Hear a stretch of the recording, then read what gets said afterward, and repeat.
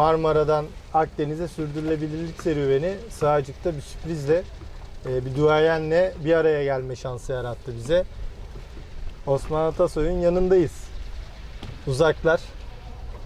Yani hepimiz çocukluğumuzdan beri işte Sadun Bora ve Erap Hoca, sonra siz kitapları okuyarak, yani bu hayallerle hep bu yolculuklara çıktık. Aslında benim de çıkış amacım ve bir serüven.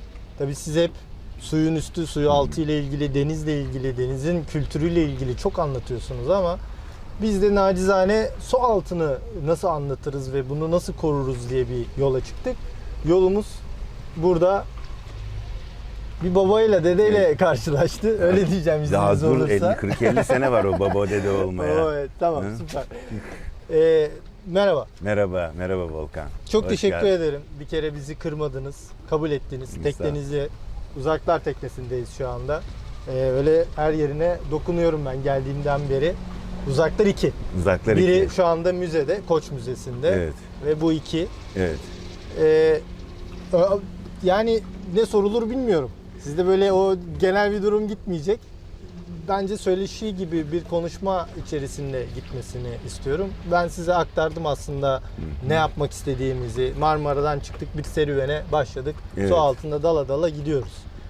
Biz de bu konuda öncelikli Osman Atasoy kimdir diye belki genç kuşaklar, yani bizler, yani biz yaş grubu, 40 Evet. yaş grubu hepsi mutlaka okumuşlardır ama ileriki dönemde bunu okuyacak veya belki de buradan bir umut olacak, hayal kuracak olanlar varsa Osman Atasoy kimdir diye biz standart bir sorumuz var. Evet.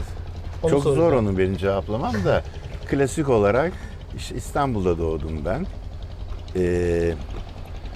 Dalyan'da, Fenerbahçe, Dalyan'da büyüdüm. Çocuk yaştan orada denizle haşır neşir olduk. İstanbul Yelken Kulübü'nde, Fenerbahçe Kulübü'nde, Galatasaray Kulübü'nde kürek yaptım, yelken yaptım. Daha sonra uzaklarla dünya seyahatine çıktık. O zamanki eşim Zuhal ile 8,5 metrelik bir tekneydi uzaklar. 5 sene sürdü. O seyahatte bir kızımız oldu, Deniz. Sonra Türkiye'ye döndük. Uzaklar bu arada müzeye gitti. Beşiktaş'taki Deniz Müzesi'ne gitti. Oraya hibe ettik daha doğrusu. Öyle bir ortam oluştu. Bir rahmetli Güven Erkaya, Deniz Kuvvetleri Komutanı ile yaptığımız bir görüşmede öyle açıldı. Biz de verdik uzakları onları. Sonra Koç Müzesi'ne gitti. Deniz Müzesi yıkılınca depremde, İstanbul depreminde. Sonra Uzaklar 2 oldu bu tekne. Bu tekneyle Hornburnu'na gitmek üzere yola çıktık. Hornburnu'na gittik. Ondan sonra da Antarktika'ya gitmeye kalktık. Oraya da gidelim dedik. Antarktika'ya gittik. 4 sene sürdü bu seyahat. Antarktika'da uzun zaman geçirdik. Patagonya'da bir kış geçirdik. Bu arada Uzaklar 2 Antarktika'ya giden ilk Türk teknesi oldu. Wow. Öyle bir şeyi var. Yani teknenin diyelim gururu var. Seyahat dönüşünde Antarktika'da bir Türk bilim üssü kurulması için kafamızda bir fikir oluşmuştu. Antarktika'da dolaşırken, seyir yaparken. Öyle bir kampanya başlattık. Bir grup kurduk. Bilim adamlarından oluşan bir bilim üssü kurulması için tabii Antarktika'da. Daha sonra bunu devlet de işte kabul etti. 2 yıllık bir mücadeleydi, ciddi bir süreç. Çok uğraştık. Başlangıçta herkes alay etti. Başka işiniz mi yok falan diye. Ondan sonra ama oldu. Şimdi de Gökova'da yaşıyorduk kışları ama daha sonra işte son 2 senedir pandemi dolayısıyla da biraz ve de Gökova'daki bazı değişikliklerden dolayı Sığacık'a geldik. Sığacık'tayız. İşte ben de bu arada bu pandemi sürecinde Antarktika seyahatinin kitabını yazdım. O da işte bu sene herhalde yayınlanır. İlk seyahatin kitabı zaten var. Heyecanla Ondan bekliyoruz. sonra, evet, böyle bir hayat hikayesi Müthiş. diyebilirim. Süper. Yani çocukluk İstanbul'da tabii geçtiği için direkt o soruyu soracağım. Yani Marmara sizin için ne ifade ediyor? neydi? Neden böyle oldu? Tabii Marmara, dersin çocukluğum yani? geçti benim Marmara'da. İşte babamın da bir sandalı vardı, bindirme küçük bir sandal. O Dalyan'da durdu, Hasan Reis'in kayıkhanesinde. Yazları her gün onunla çıkardık Caddebostan'a doğru. İşte o sahillerde, o zaman şey de yoktu, sahil yolu da yoktu. Böyle irili ufaklı koylar vardı. Oralarda Evlerin önü hep evlerin çekek. içi tabii yalılar vardı. Ondan sonra orada denize girerdik ve kalabalık olurdu. İşte orada herkesin bir ufak sandalı vardı.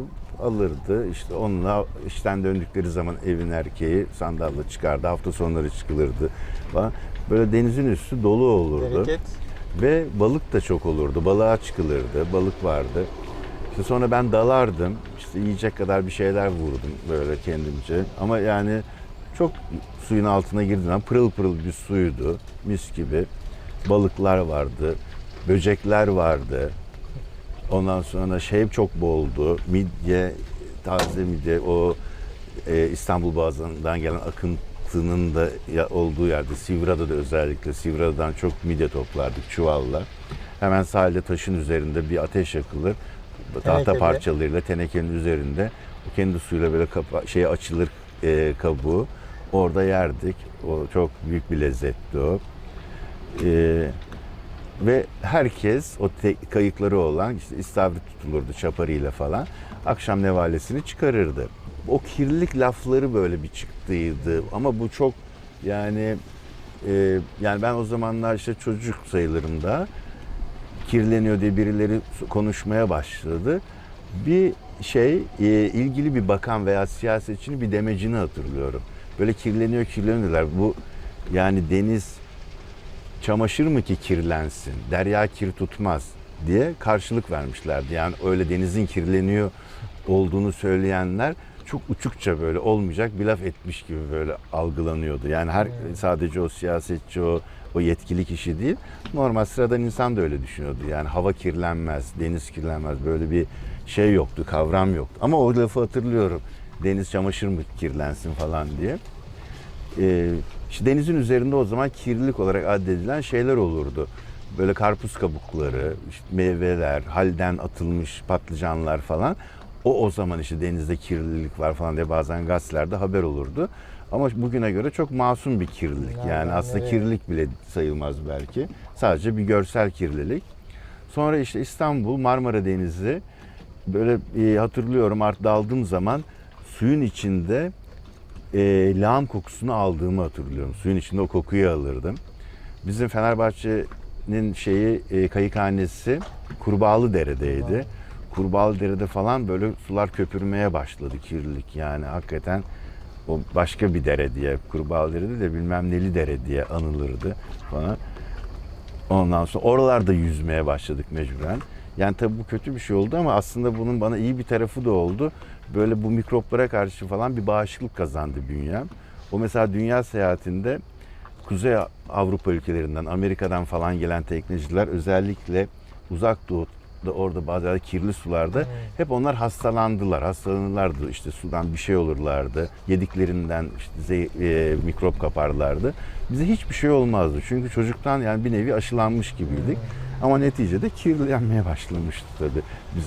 Bizi koruyordu da kirlendi. Sonra İstanbul, Çanakkale, Marmara Denizi yani adeta böyle bir şey oldu. Lağım çukuru gibi bir şey oldu. Daha sonra ben artık Marmara çünkü adaları çok severdim. Prens Adaları'nı hep oralarda kalırdım, dolaşırdım Marmara'nın her yerini. Marmara'ya gitmek içimden gelmezdi. İstanbul çok güzel bir şehir, seviyorum ama bir iki kere gittiydim. Hatırlıyorum teknenin üstünü yani denizden kovayla su çekip normalde teknenin üstünü yıkarız. Tabii. Yani tekneyle denizden su çekmeye iğrendiğimi hatırlıyorum. Pis bir su. Yani teknenin üzerine bile dökülmeyecek halde. İşte sadece Marmara değil ve Ege'de de artık yer yer böyle kirlilikler var. İnsan sayısı arttı falan. Bütün kanalizasyonlar denize akıyor. Evet o yani derin deşarj dediğimiz bir kolay Evet. yöntemi belediyeler bulduktan sonra özellikle tabii bunun birçok kirletici nüansı var. Bizler deniz kültürünü maalesef tam olarak alamıyoruz anladığım kadarıyla. Yani korunmamız gerekiyor. Burası bir derya, deniz, besin kaynağı, enerji kaynağı, gelecek, yaşam. Biz onu söylüyoruz. Ve bu macera da aslında bizim için Marmara'nın hala bir yaşayan deniz olduğunu kanıtlamak için ortaya çıktığımız, yani bir mücadeleye çıktığımız bir serüven. Çünkü bu kadar şeye rağmen Marmara hala direniyor. Genç bir deniz, kadim bir deniz, inanılmaz kültürler. Dünyanın en güzel balığı herhalde lüfer orada çıkar. Aynen odur yani. Dünyanın en alırsın, güzel balığı. hiçbir şekilde soslama yapmazsın. Tabii, Bir şey boğaza alırsın ve buraya Tabii, koyarsın. o kadardır. Bu lezzeti hiçbir yerde de bulamazsın. Eskiden mesela sadece denizde değil, karada da öyle yani çöp dediğimiz şey fazla olmaz olurdu. Daha çok işte gıdalar, kabuklar, şunlar bunlar olurdu. Şimdi bazı şeyler üretilmeye başlandıktan sonra çöp arttı. Plastik girdi. Mesela eskiden şişeler vardı. Her şey şişede satılırdı. Sağda solda şişe gözükmez. Bir de onların depozit sistemi vardı. Yani şişe Evet. parayla geri alınırdı.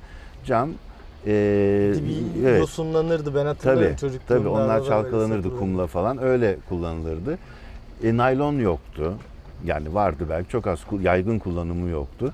Şimdi yine insanlar o zaman da denize sağa sola atarlardı yani evlerindeki şeyleri, çöpleri. Yani nereye atıyor? Öyle yani şimdiki gibi böyle belediyeler işte haldır haldır çöp toplasınlar falan filan yoktu. Sağa sola atılırdı. Ama ortalıkta kirlilik olmaz. Onlar yok olurdu. Ama ne zaman ki plastik çıktı, naylon torbalar kullanılmaya başladı, pet şişeler kullanılmaya başladı, işte deterjanlar falan çok yaygın olarak kullanılmaya başladı, o petrol ürünleri. Bunlar bir kere üretildikten sonra bunlar artık çaresi yok. Bir şekilde yok olmayacak bunlar. Yani bunlar ya denize ya toprağa ya da havaya gidecek. Çünkü bir potansiyel bir kirlilik yaratmış oluyorsun. Bir zaman bir sürü torbayla çıkıyor oradan. Yani her şey bir şeylere sarılıyor, veriliyor. Öyle yani alıp da yanındaki bir kağıda sarıp gitmiyorsun. Bu kadar çok çöp olunca bunlar da yok olmuyor. Ne yapılacak bunlar? Yani bunları denize tabii atmamak lazım. Karada sokağa falan da atmamak lazım. Çöpe atıyorsun ama çöptekiler de neticede yani göz görmüyor da o yine kirlilik olarak şekil değiştirerek yine toprağa ve denize karışıyor. Belki bir kısmı dönüştürülüyordur. Yani tabii insanların bilinçlenmesi falan da gerekiyor denir de o ne kadar yani... Üreticilerin bence, ben öyle bakıyorum yani, bireysel insanlar tabii ki bilinçlenmesi lazım ama üreticilerin kendi karlarından belli bir oranı kesseler daha doğal, daha doğru malzemeler elde edilebilir. Biz şimdi teknede ayrıştırma yapıyoruz. Özellikle de bunu da tartmaya çalışıyoruz. Şimdi Ayvalık'tan buraya 5 gün herhalde neredeyse 3 kişi 11 kilo plastik çıkartmışız. Kağıt ve tabii. plastik. Tabii, 11 kilo sadece 3 kişi. Değil mi? Yani bu çok ciddi Büyük bir oran. bir şey bu. Yani Bunu yıla vurduğunuz zaman 3 günde 5 günde bu böyleyse ve teknede yani kompakt yaşadığınız bir yerde her şey tüketimin minimalist yani en az olduğu diyelim. yerde muhtemelen büyük şehirlerde çok daha fazlası olacak diye. İşte bu yani bunun çok zor. İşte bir havaalanında bir yerde bir Yunanistan'a gittik. Orada karşıladı havaalanında Atina'da arkadaşım. Oturduk tekrar bir yere gidip uçak beklerken bir kahve falan bir şeyler içtik. Kahve içtik 2 kişi. Ama masanın üstüne kalkarken bir sürü çöp birikmişti. Yani o kahvenin bardağı, kahvenin içinde getirildiği işte bir poşet gibi bir şey. Ondan sonra o şekerlerin kağıtları, pipetler falan bir sürü şey kaldı. Yani bir kahve içtik yani altı üstü. Yani bunu Tek üretiyoruz. kullanımlık plastik Her şey tabii. özellikle son derece Bunlar. yüksek. Yani teknede bak biz de okyanusu geçerken atmıyorduk mesela. Yani sadece işte sebze kabuklarını falan atıyorduk denize. Diğer her şeyi biriktiriyorduk. Koca torbalar dolusu çöp karaya getiriyorduk. Plastik. Yani bu bir kere üretilmiş. Bunu almak zorunda. Alıyorsun bunu. Evet. Yani bunlarla satılıyor ürünler çünkü. Kesinlikle. Ambalaj diye bir şey var açıkta.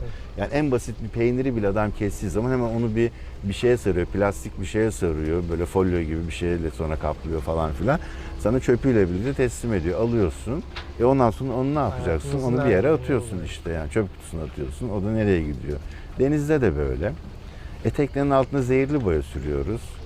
Mesela o da aslında pek iyi bir şey değil. Yani sürülüyor. Eskiden mesela bakır falan kaplanıyordu teknelerin altı. Şimdi daha kolay. Bu sürü veyahut da eskiden dalıp temizlenilirdi. Yani bilinçlenmek de bilinçlendiğin zaman belki çöpünü göz önüne atmıyorsun da işte daha böyle gösterilen yerlere atıyorsun. Balıkçı veyahut da işte yani bilinçlenmediği söylenen kişiler denize atıveriyor mesela elindeki Evet, şeyi. maalesef. Sen de kızıyorsun, sinirliyorsun. Sen atmıyorsun, buraya koyuyorsun. Sonra karaya çıkınca çöpe atıyorsun. Yani çok da bir şey değişmiyor. Onunki göze batıyor, kirlilik yapıyor.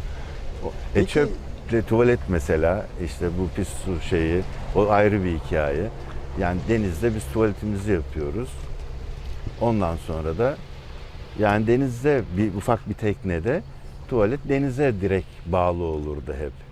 Zaten eskiden tuvalet de olmazdı, kova vardı.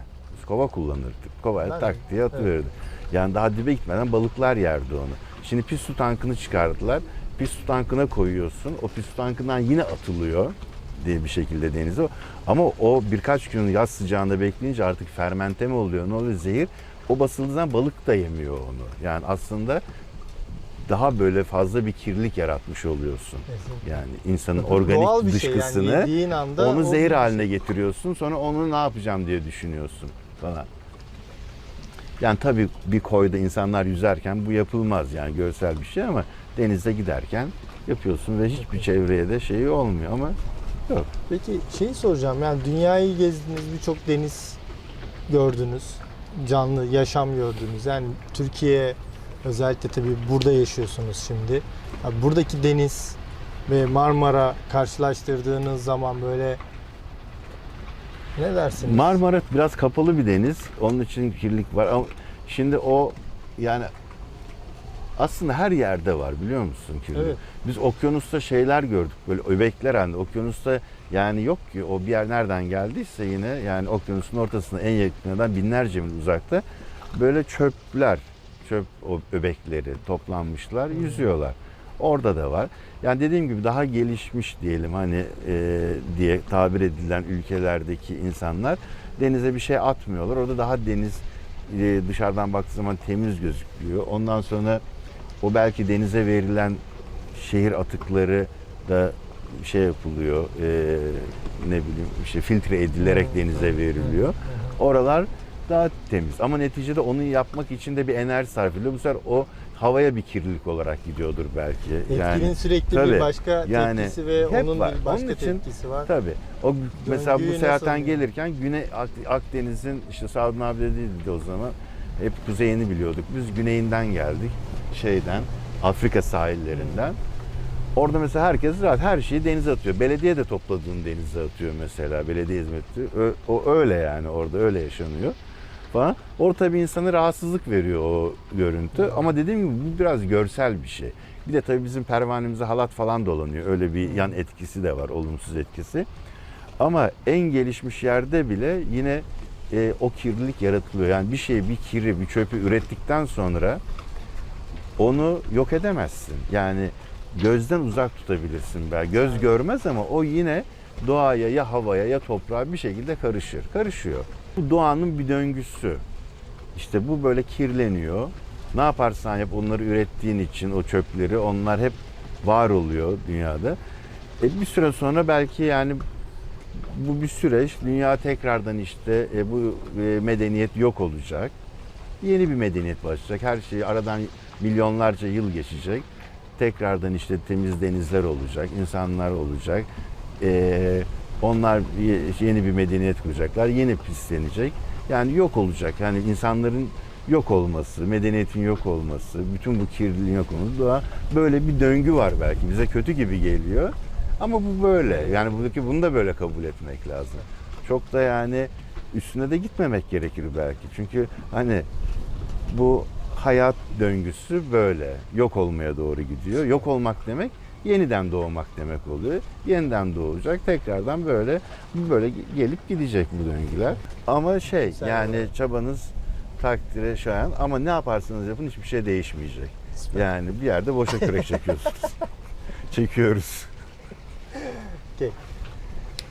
Marmara'dan Akdeniz'e sürdürülebilirlik serüveni Sığacık'ta Osman Atasoy'un teknesine konuk oldu. Çok kıymetli bence özel geçen sohbetler de vardı arada. Macera ve serüven devam ediyor.